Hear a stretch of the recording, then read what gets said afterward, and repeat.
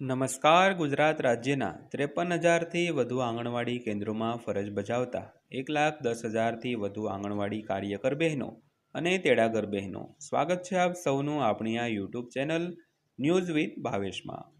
તો બહેનો, આજના વિડીયોની અંદર આપણે વાત કરીશું આંગણવાડી પગાર વધારો સમાચાર. તો આંગણવાડી બહેનોના માનદ વેતન અને અન્ય માંગણીઓને લઈને આજરોજ તારીખ 12/4/2026ના રોજ આવી છે એક મહત્વની અપડેટ. તો બહેનો, શું છે અપડેટ તે જાણવા માટે આજનો વિડીયો અંત સુધી જોઈ લેજો.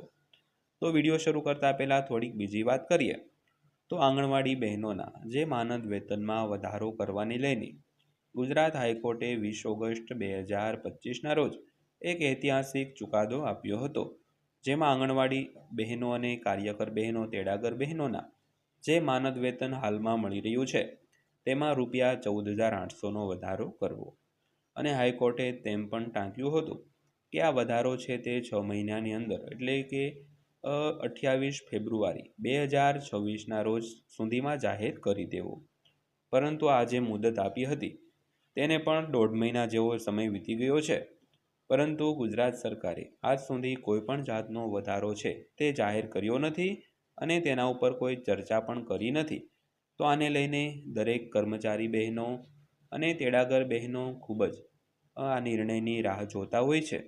તો તે વચ્ચે એક બીજા રાજ્યની સરકારે મહત્ત્વની જાહેરાત કરી છે, કારણ કે અન્ય રાજ્યની સરકારો કેવી જાહેરાત કરે તે પણ આપણા માટે જાણવું જરૂરી છે.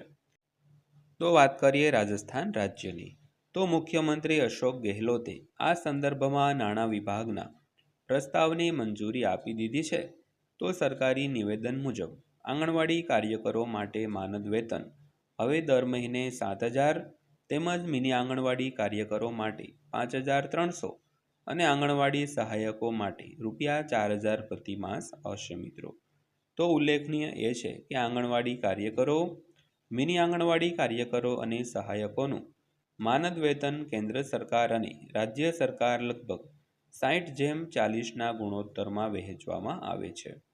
જોકે રાજ્ય સરકારના હિસ્સા પછી તે આંગણવાડી કાર્યકરો, મિની આંગણવાડી કાર્યકરો અને સહાયકોને વધારાના માસિક ભથ્થા તરીકે ₹2,400, ₹1,750 અને ₹1,700 આપવાનું ચાલુ રાખે છે.